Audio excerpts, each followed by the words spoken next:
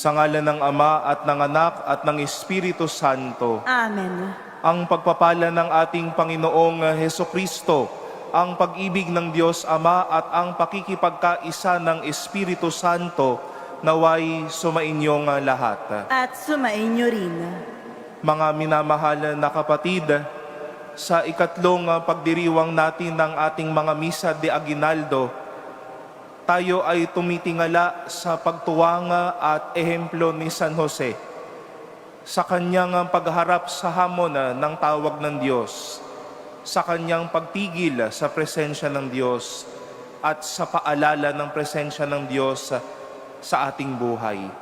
Tulungan nawa niya tayo makilala ang pagkilos at ang buhay ng Diyos sa ating buhay araw-araw. Upang tayo po ay maging karapat-dapat gumanap sa banal na pagdiriwang, pagsisihan natin ang ating mga nagawang pagkukulang at humiling ng awa at patawad sa ating Panginoon.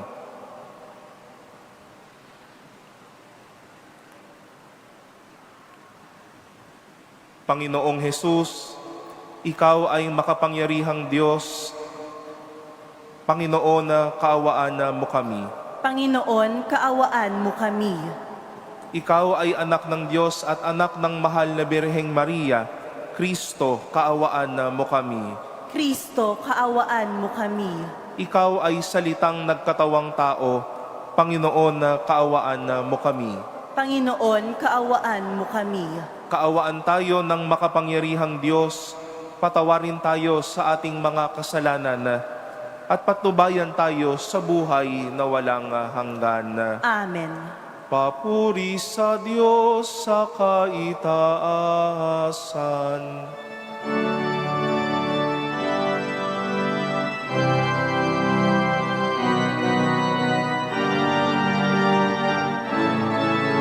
Papuri sa Diyos sa kaitaasan, at sa lupa'y kapayapaan sa mga taong inalulugdan niya. Pinupuri ka namin, inarangalan ka namin, sinasamba ka namin, pinanuli ka namin.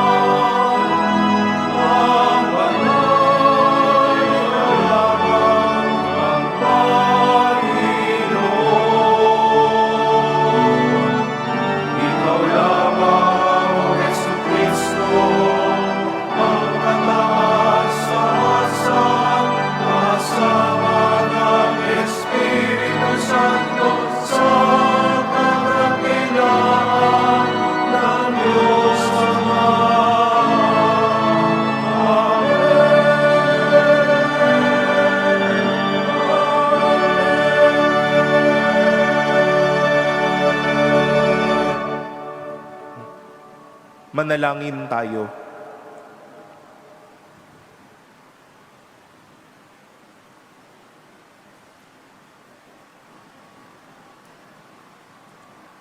Ama naming makapangyarihan, kaming naghihirap sa mga lumang pasanin dahil sa pagkakasalang sa ami umalipin, ay palayain mo pakundangan sa bagong pagsilang na dulot ng iyong anak na aming hinihintay. Sapagkat siya ang namamagitan kasama ng Espiritu Santo magpasawalang hanggan. Amen. Magsiupo ang lahat.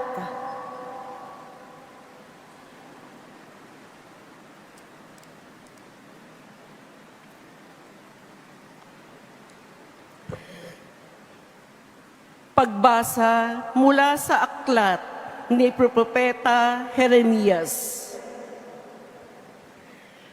Nalalapit na ang araw, sabi ng Panginoon, na pasisibulin ko mula sa lahi ni David ang isang sangang matuwid, isang hari na buong karunungang maghahari.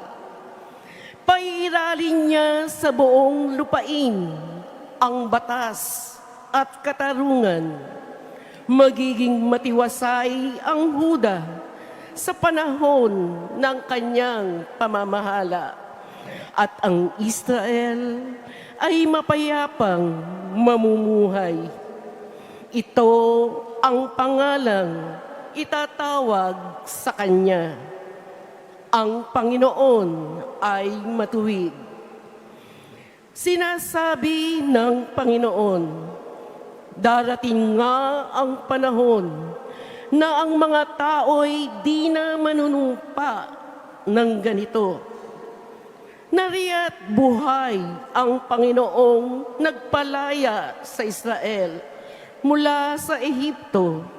Sa halip, sasabihin nila, saksi ko ang Panginoon na nagpalaya sa mga Israelita mula sa lupain sa Hilaga at sa lahat ng lupaing pinagtapunan ko sa kanila. Babalik sila sa sariling lupa at doon muling mamumuhay. Ang salita ng Diyos. Salamat sa Diyos.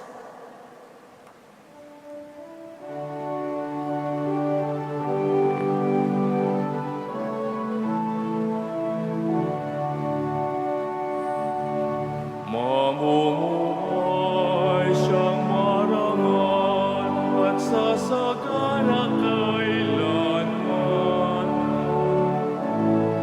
Mamumuhay siyang marangal at sasagana kailanman. Turuan mo yaong haring humatol ng katuwiran. Sa taglay mong katarungan, O Diyos, siya'y bahaginan. Upang siya'y maging tapat, mamahala sa iyong bayan. At pati sa may hirap, maging tapat siyang tunay. Mamumuhay siyang marangal at sasagana kailanman.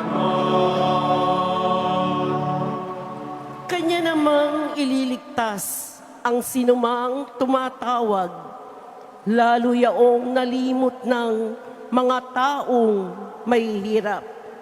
Sa ganitong mga tao, siya'y lubhang nahahabag. Sa kanila tumutulong upang sila ay maligtas.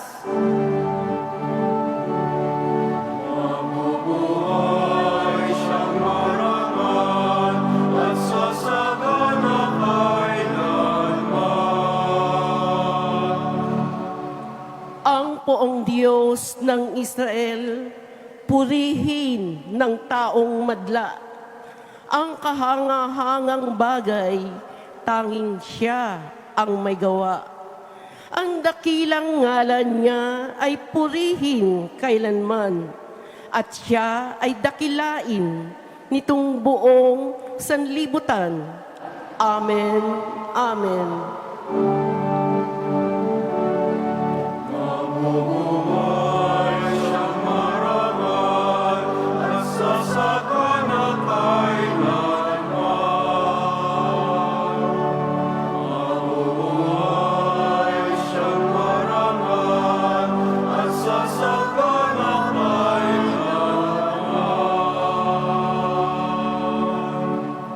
Magsitayo ang lahat.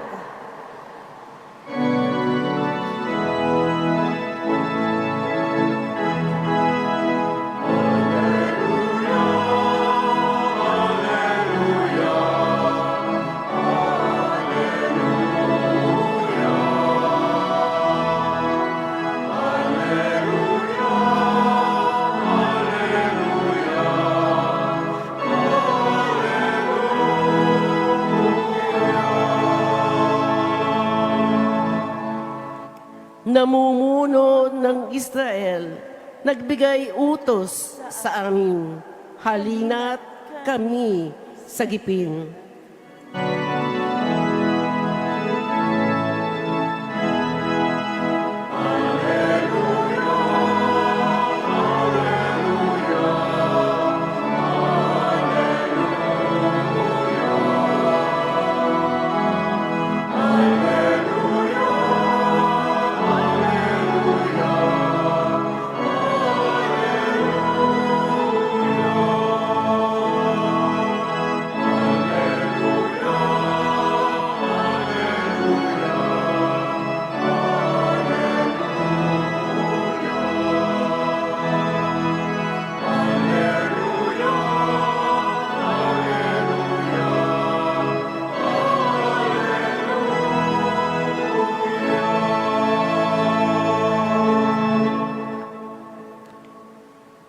Sumainyo ang Panginoon. At sumainyo rin. Ang mabuting balita ng Panginoon ayon kay San Mateo. Papuri sa iyo, Panginoon.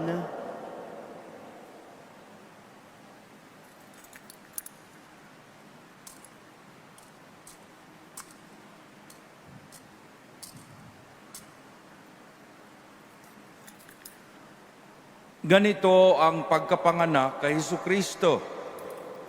Si Maria na kanyang ina at si Jose nakatakda ng pakasal. Ngunit bago sila nakasal, si Maria ay natagpuang nagdadalang tao. Ito'y sa pamamagitan ng Espiritu Santo. Isang taong matuwid si Jose na kanyang magiging asawa. Ngunit ayaw niyang mapahiya si Maria. Kaya ipinasya niyang hiwalayan ito ng lihim. Samantalang iniisip ni Jose ito, napakita sa kanya sa panaginip ang isang anghel ng Panginoon. Sabi nito sa kanya, Jose, anak ni David, huwag kang matakot na tuluyang pakasalan si Maria, sapagkat siya'y naglihi sa pamamagitan ng Espiritu Santo.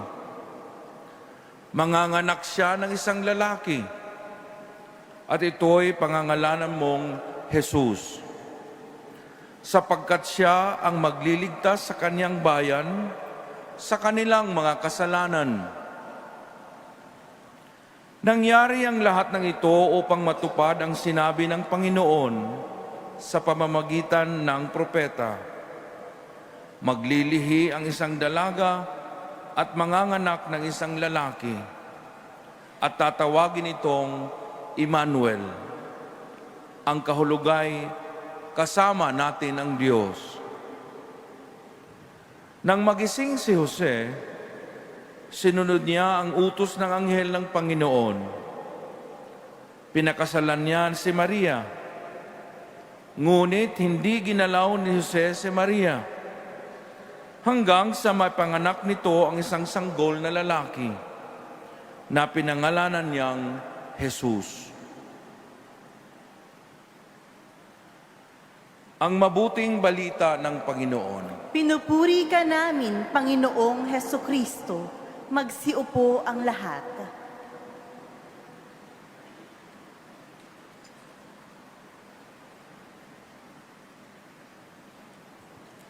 Magandang umaga po mga minamahal kong kapatid. Sumigaw nga po ng salamat sa Diyos ang nakakatatlong Misa de Aguinaldo na. Ayan, malakas-lakas pa rin at salamat sa Diyos dahil tayo ay patuloy na nagpupursigi, tayo ay patuloy na nagbibigay ng ating sarili upang hindi lamang makakumpleto ng 9 na araw na pagmimisa de Aguinaldo, pero salamat sa Diyos, may lakas, may presensya, narito tayo upang ihanda ang ating sarili para sa kapanganakan ng ating Panginoon. Palakpakan po natin ang Panginoon. Bago po ang ating pagninilay, nais ko pong bigyan ng pagkilala ang mga kapatid kong pari at ang ilang pong mga kasama natin ngayong umagang ito. Maliban po sa inyo na aming mga kalakbay kada araw ng Misa de Aguinaldo at sa ating pong buhay dito sa ating inang simbahan, narito po ang Apostolic Nunciature Family. No? Ang grupo pong ito ay ang nagsisilbing presensya ng ating Santo Papa dito sa ating pong bansa. Kasama po natin ang mga SPC Sisters. Narito po sila sa aking kanan. Maraming salamat po for joining, sisters. And also my brother priests, Father Rick and Father and Monsignor Giuseppe. Welcome po sa inyo. Palakpakan po natin na sila. Bigati na ang mga bisita ninyo ngayong umagang ito. No? Romano. No? Mga taga-Vatican, no? Trabahong Vatican ang mga ginagawa ng mga taong iyan. No? Thank you po for joining us. Narinig po natin sa umagang ito ang kwento ni San Jose sa kung papaanong ibinalita sa kanya ang pagdadalang tao ni Maria, ang kanila ding pagsasama at ang misyon ni Jose para maging asawa ni Maria at maging ama ni Jesus. At hayaan po ninyo na hatiin natin ang pagninilay natin ngayon sa 3 yugto. Sa mga yugto ng pagsubok, sa yugto ng pagtigil, at sa yugto ng paalala. Malinaw po kung ano yung naging pagsubok kay San Jose. Yung pagsubok ay hindi lamang isang mahirap na bagay, kundi ang pagsubok ay isang misyon din na dapat niyang kaharapin. At ito nga yung obvious na dahilan na ibinigay sa kanya ang pagsubok, ang misyon na maging ama ni Jesus.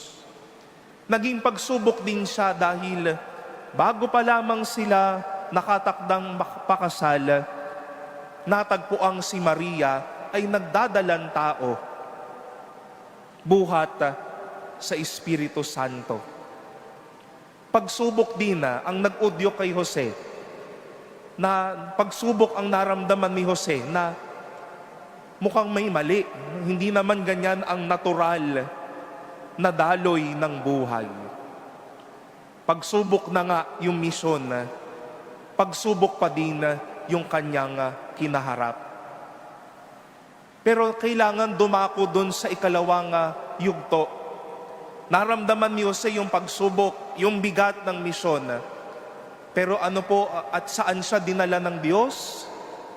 Siya ay dinalang ng Diyos sa pagtigil. Natulog bilang isang tao matapos maramdaman ng lahat ng pagod ng pagsubok, ng pagod ng buhay. Pumasok si Jose sa pagtigil. Nakatulog si San Jose. Nilagay sa kapayapaan ng Diyos si San Jose. Para matapos ang ilang mga bagay marahil na inisip niya ng inisip, may pagkakataong siyang tumigil. At dadalhin tayo sa ikatlong yugto ng bagay na ito. May pagsubok, tinigil siya ng Diyos, ngunit pinaalalahanan siya ng Diyos. Dahil ano po yung bulong sa kanya ng anghel sa kanyang panaginip, na ang dinadalang tao ng iyong asawa na si Maria ay isang Emmanuel, isang Jesus na magliligtas, isang Diyos na nasa ating piling. At salamat sa Diyos, bumangon na si Jose at niyakap ang misyon ng Diyos. Hinarap ang pagsubok, nanatili at tumigil, pinaalalahanan ng Diyos sa buhay na ito. Hindi ho ba't minsan ay nasa ganito din po tayong suliranin at katayuan na nasa harap natin ang isang pagsubok o misyon at dinala tayo sa mga pagkakataong tayo ay tumigil para tayo'y ipalalahanan ng Diyos. Dito po sa Manila Cathedral, ako po ay natutuwa na sa madaming mga misa, mapa-araw-araw, madami pong humihiling para Father, pa-bless po dahil mag-e-exam, dahil maghahanap ng trabaho, dahil kami po ay ikakasal, dahil kami ay may pinagdadaanan bilang pamilya, dahil ako po ay may pagsubok ding hinaharap. At salamat sa Diyos, nakikita ho natin na ito yung mga pagsubok, ito yung mga hamon sa ating buhay.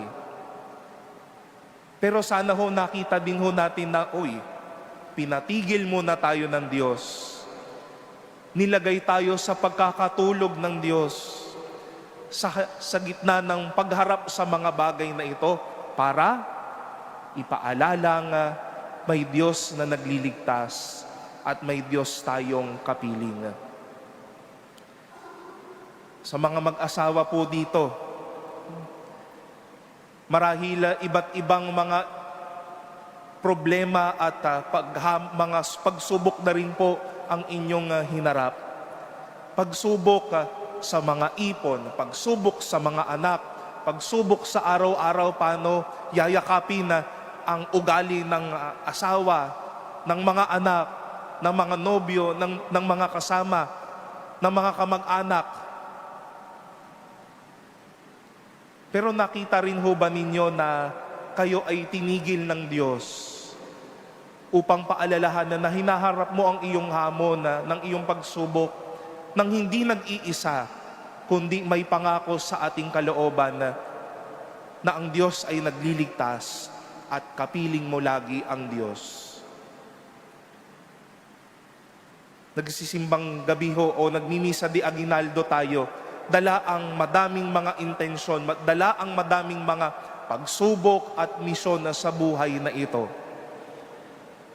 Kaya nga tayo nagsisikap dahil alam ko po, Father, na may mabigat akong pinagdaraanan. Kailangan ko ng direksyon. Hindi ko nga ho alam anong misyon ng Diyos sa aking buhay. Hindi ko nga ho alam ano yung magiging daan ko sa buhay na ito. Pero ginawa ng Diyos itong 9 na araw na ito na pagtigil. Nilagay kayo ng Diyos sa inyong pagtulog. Sana nga ho hindi naman ho kayo natutulog ngayon. No? Sa pagtigil, para bumulong muli ang Diyos sa inyo. Hindi mo mag-isang ginagawa ang hamon na ito. Nililigtas ka ng Diyos at kasama mo ang Diyos. Dahil po may mga humaharap sa pagsubok, sa hamon o sa misyon na hindi na tumitigil. Kaya ang nangyayari kapag hindi tumitigil, nagiging mali ang diskarte. Nakakasakit ng tao. O mas masahol, hindi iniisip ano nga ba ang plano ng Diyos. Humarap sa misyon, dada ng dada. Humarap sa misyon, magkakaroon ng epekto sa mga tao ang kanyang pananalita at ang kanyang mga ginagawa. Dahil hindi tumigil, hindi mo na pinagnilayan ang mga bagay at hindi pinaalalahanan ng mga wika at pagpapaubaya ng Diyos sa atin. Mga minamahal na kapatid, katulad ni San Jose sa ating pagbasa ngayong araw na ito, may mga pagsubok, may mga hamon, may mga misyon ho tayo. Pero wag po nating kalimutan na sa madaming bagay, pinatitigil muna tayo ng Diyos para mamahinga, para mapanatag, at para mapaalalahanan, hindi mo mag-isang haharapin ang iyong hamon. May Diyos na kasama mo at may Diyos na magliligtas para sa iyo. Kaya bumangon na si San Jose at ginawa ang misyon ng Diyos. Kaya mga kapatid, bangon din po. May misyon, tumigil, may paalala ang Diyos na hindi mo mag-isang haharapin ang mga bagay na ito. Bakit tayo babangon? Dahil ang paalala sa atin na hindi ko mag-isang kargo ang mga bagay na ito. Nagliligtas ang Diyos at kapiling natin ng Diyos araw-araw.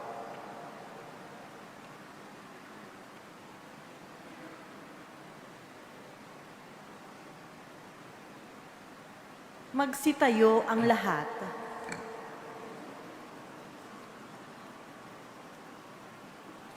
Kaisa ni San Jose ang taong may dakilang pananampalataya, sama-sama tayong manalangin bilang pamilya ng Diyos sa tunay na Ama ng lahat. Sa bawat kahilingan ng ating itutugon, Panginoon, dinggin mo ang aming panalangin. Panginoon, dinggin mo ang aming panalangin. Tulad ni San Jose, ang Santo Papa, mga obispo, mga pari, at mga lalaking itinalaga ang sarili sa Panginoon naway maging salamin ng pag-ibig ng Diyos sa pamamagitan ng kanilang makaamang pangangalaga. Manalangin tayo sa Panginoon. Panginoon, dinggin mo ang aming panalangin. Ang mga namumuno sa pamahalaan, nawa tulad ni San Jose, ay magkaroon ng matalas na pangunawa at pagpapasya sa plano ng Diyos na makikita sa mga pang-araw-araw na pangyayari sa buhay. Manalangin tayo sa Panginoon. Panginoon, dinggin mo ang aming panalangin.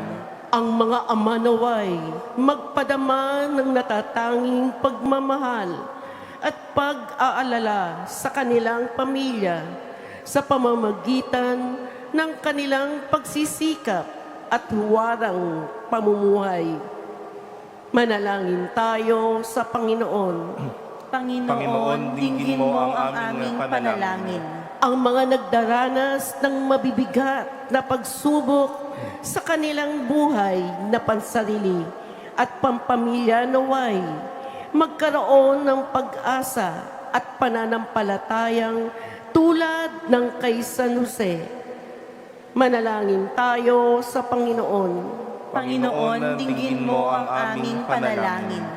Sa pamamagitan ni San Jose, ang mga nasa bingit ng kamatayan naway makatagpo ng ginhawa sa mga huling oras ng kanilang buhay. Manalangin tayo sa Panginoon. Panginoon, dinggin mo ang aming panalangin. Sa sandaling katahimikan ating itaas sa Diyos ang lahat ng mga panalangin iniaalay sa misang ito, kalakip ang ating mga sariling kahilingan.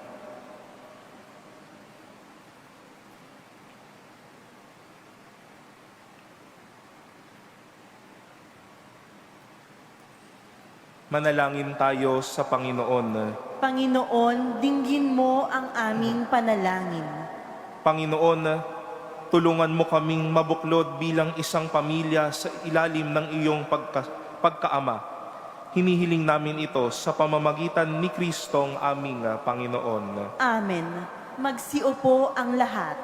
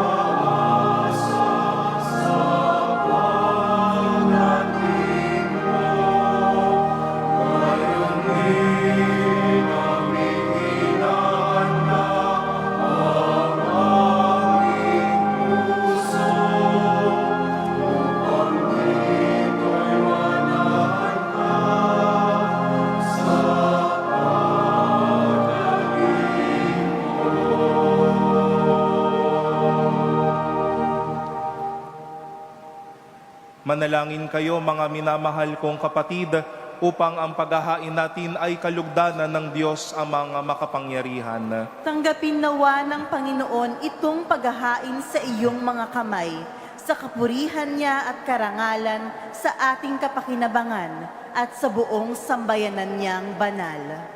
Ama naming lumikha, ang pagdiriwang naming nitong paghahain sa iyo ay magpagindapat nawang kami pangibabawan ng ngalan mo, upang kami maging marapat makasalo sa buhay na walang maliw, ng anak mong naging abang tao upang kami pagalingin, sapagkat siya ang namamagitan kasama ng Espiritu Santo magpasawalang hanggan.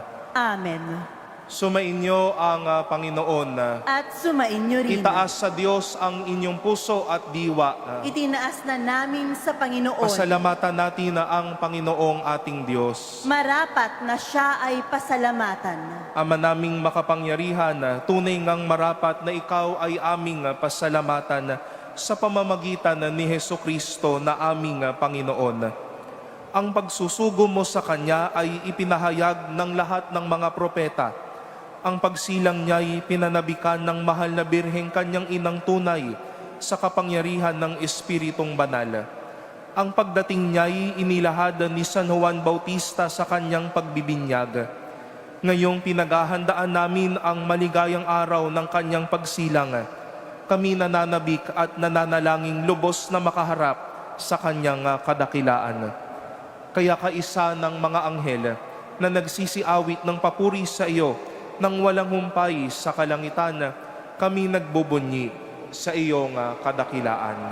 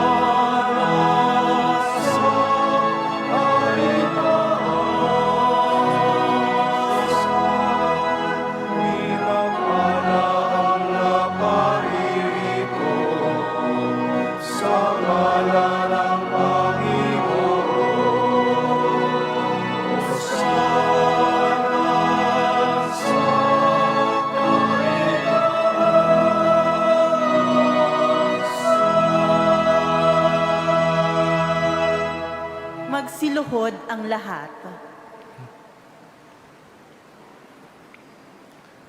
Ama naming banal, ikaw ang bukala ng tanang kabanalan. Kaya't sa pamamagitan ng iyong Espiritu, gawin mong banal ang mga kalooban na ito upang para sa aming maging katawan at dugo ng aming Panginoong Hesukristo. Bago niya pinagtiis ang kusang loob na maging handog, hinawakan niya ang tinapay, pinasalamatan kanya, pinaghati-hati niya iyon, iniabot sa kanyang mga alagad at sinabi, "Tanggapin ninyong lahat ito at kanin. Ito ang aking katawan na ihahandog para sa inyo."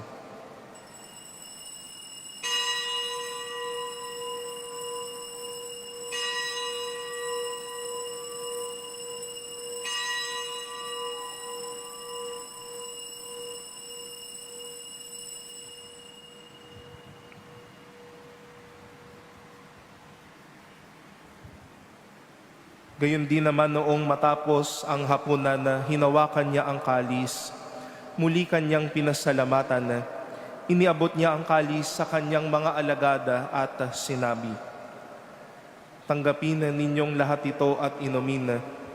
Ito ang kalis ng aking dugo ng bago at walang hanggang tipan.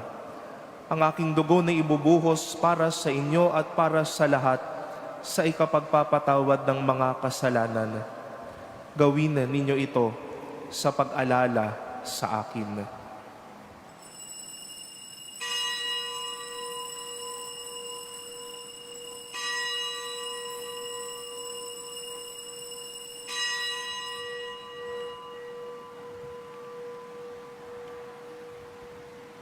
Magsitayo ang lahat.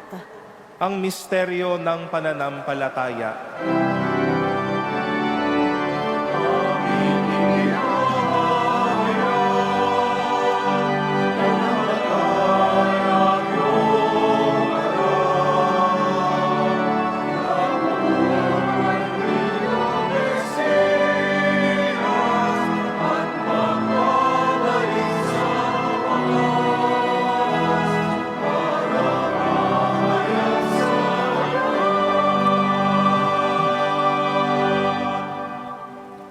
Ama, ginagawa namin ngayon ang pag-alala sa pagkamatay at muling pagkabuhay ng iyong anak.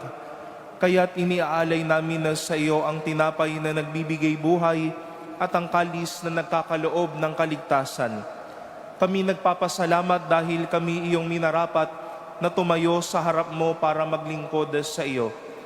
Isinasamo namin kaming magsasalo-salo sa katawan at dugo ni Kristo ay mabuklod sa pagkakaisa sa pamamagitan ng Espiritu Santo. Ama, lingapin mo ang iyong simbahang laganap sa buong daigdig. Puspusin mo kami sa pag-ibig, kaisa si Leo naming Papa at ni Jose naming Obispo at nanatanang kaparian. Alalahanin mo rin ang mga kapatid naming nahimlay, nang may pag-asang sila'y muling mabubuhay. Gayon din ang lahat ng mga pumanaw. Kaawaan mo sila at patuloyin sa iyong kaliwanagan.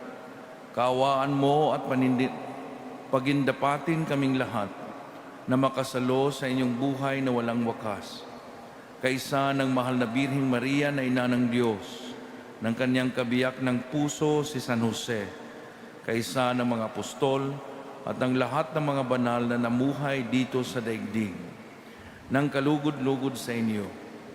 May pagdiwang nawa namin ang pagpupuri sa ikararangal mo sa pamamagitan ng iyong anak na aming Panginoong Hesukristo.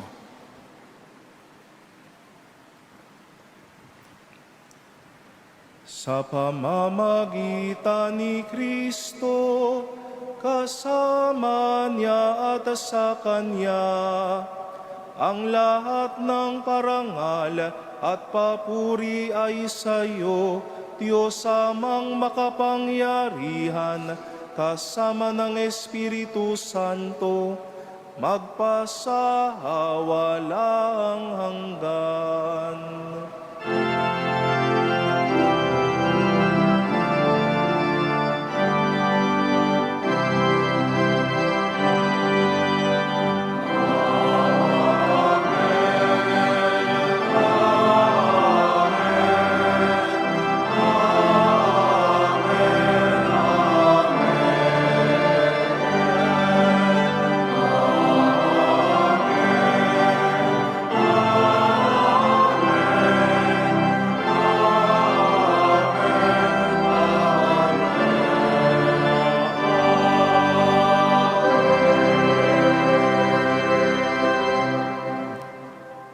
Sa tagubilin ng mga nakagagaling na utos at turo ni Jesus na Panginoon natin at Diyos, ipahayag po natin ng lakas loob.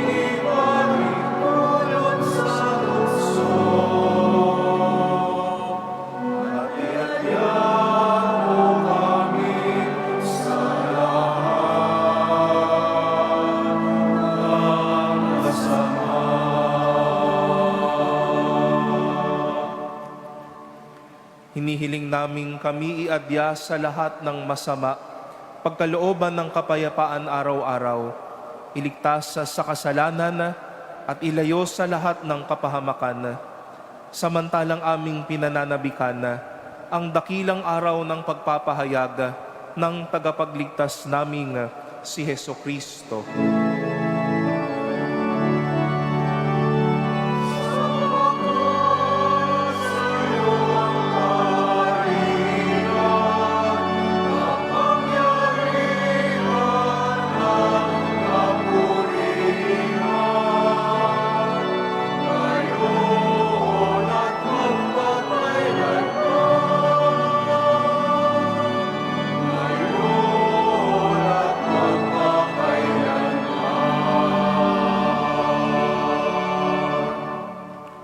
Panginoong Heso Kristo, sinabi mo sa iyong mga apostol, kapayapaan ang iniiwan ko sa inyo. Ang aking kapayapaan ang ibinibigay ko sa inyo. Tunghayan mo ang aming pananampalataya at huwag ang aming pagkakasala. Pagkalooban mo kami ng kapayapaan at pagkakaisa ayon sa iyong kalooban, kasama ng Espiritu Santo, magpasawalang hanggan. Amen. Ang kapayapaan ng Panginoon naway laging sumainyo. At sumainyo rin. Magbigayan po tayo ng tanda ng kapayapaan sa isa't isa.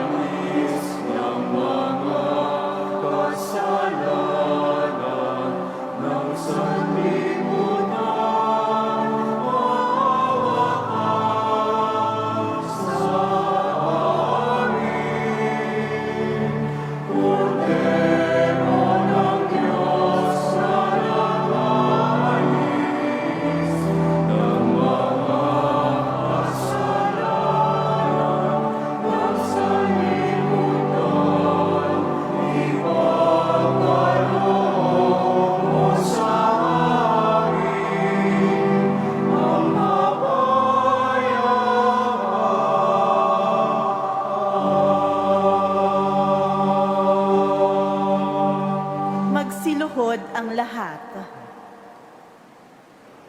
Ito ang kordero ng Diyos, ito ang nag-aalis ng kasalanan ng sanlibutan. Mapalad ang mga inaanyayahan sa kanyang banal na piging. Panginoon, hindi ako karapat-dapat na magpatuloy sa iyo, ngunit sa isang salita mo lamang ay gagaling na ako.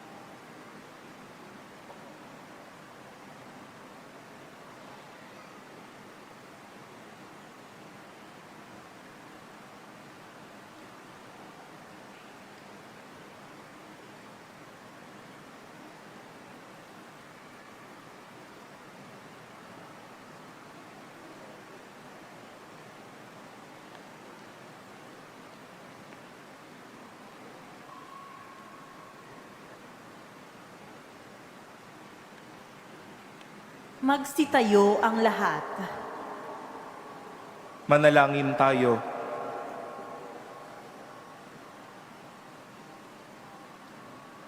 Ama naming mapagmahala, pinapakinabangan pinapakinabang mo kami sa dakilang pag-ibig mo na aming ipinagdiwang sa banal mong tahanang ito. Mapaghandaan nawa namin na sa paraang marangala ang darating na dakilang kapistahan ng aming katubusan sa pamamagitan ni Hesukristo kasama ng Espiritu Santo magpasawalang hanggan. Amen. Atin pong dasalin ngayon ang Oratio Imperata para sa katapatan, katotohanan at katarungan. Tayo pong lahat. Amang makapangyarihan sa lahat. Ikaw ang gumabay sa iyong bayan mula sa pagkaalipin bilang haliging ulap sa araw at haliging apoy sa gabi. Sa panahong ito ng panlilinglang at katiwalian na bumabalot sa aming bayan, ipamalas mo sa amin ang iyong liwanag na nagtataboy sa lahat ng dilim. Inaamin namin kami rin ay madalas lumalakad sa kadiliman, sa aming pananahimik, sa pagkikibita balikat at kawalang pakialam. Hinayaan naming lumaganap ang kasinungalingan at umusbong ang katiwalian. Patawarin mo kami, Panginoon, at linisin mo ang aming mga puso sa kasalanang bumubulag at sumisira, kasalanang umaagaw ng pagkain sa mahihirap, at ng pag-asa sa buong bayan. ipagkaloob mo sa amin na ang mga pinunong kawangis ng puso ng iyong anak, mga pastol na handang maglingkod, hindi mga lobong sumisila. Sa kapangyarihan ng iyong banal na Espiritu, bigyan mo kami ng lakas ng loob na itakwil ang kasinungalingan, ibunyag ang pandaraya, igiit ang katarungan, at ipagtanggol ang katotohanan sa lahat ng aming gawain, pampubliko man o pansarili, upang ang katapatan ay dumaloy sa aming lupain tulad ng ilog, at ang katuwiran ay rumagasa na parang malakas na alon. O Diyos ng katarungan at habag, gawin mo kami ubasan ng kabutihan ang aming bayan, hindi lason ng kasakiman, manipulasyon at pagkamakasarili, kundi pagyamanin ng katapatan, malasakit at pag-ibig. Hinihiling namin ito sa pamamagitan ni Kristo na aming Panginoon. Amen.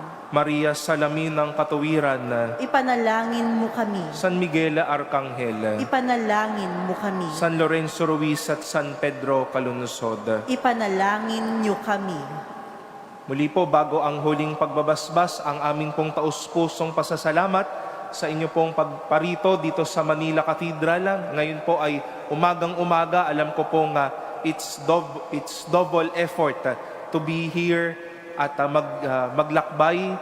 Masarap pang matulog sa mga oras na ito, pero para sa Panginoon at para sa paghahanda ng ating sarili sa Kapaskuhan, narito po tayo. Kaya maraming salamat po sa inyo. Purihin po muli natin na ang Panginoon. Atin din pong bigyan ng pasasalamat ang ating pong mga lingkod dito sa katedral, ang ating pong mga staff at ang ating pong mga servants. Maraming salamat po sa inyo pong patuloy na paglilingkod. And once more, we also wish to thank the Apostolic Nunciature family for being with us this morning. Maraming salamat po, sisters. Thank you, Father Rick and Monsignor Giuseppe, for being with us. And I think this is the first time, Father Giuseppe, to have witnessed this Filipino tradition of the Misa de Aguinaldo. No? And I hope there will be more for you. No? So maraming salamat po. Muli po namin kayong iniimbitahan para po sa ating mga Misa de Aguinaldo dito sa ating inang simbahan, kada alas 4:30 ng umaga at kada 8:00 ng gabi. At patuloy pa din po tayong may mga misa ng alas 7:30 ng umaga at alas 12 GS ng tanghali. Sa darating pong Kapaskuhan, may 4 po tayong misa sa ganap na 8 at 10 ng umaga, 4 ng hapon at 6 ng gabi. Sa darating na 26 ng Disyembre, ay ating pong gaganapin ang pagsasarado ng ordinaryong hubileo sa taong ito sa ganap na 5 ng hapon. At gayon din naman po ang ating pong mga misa, ang misa po para sa bisperas ng bagong taon ay sa ganap na bisperas ng Pasko ay sa ganap na 8 ng gabi, December 24, December 31, bisperas ng bagong taon, alas 8 rin po ng gabi. At sa unang araw ng bagong taon, 4 na misa po muli sa ganap na 8 at 10 ng umaga, 4 ng hapon at 6 ng gabi. Magtipon-tipon po tayo at hayaan po natin na ang pagpapala ng Diyos ay patuloy na rumagasa sa ating buhay.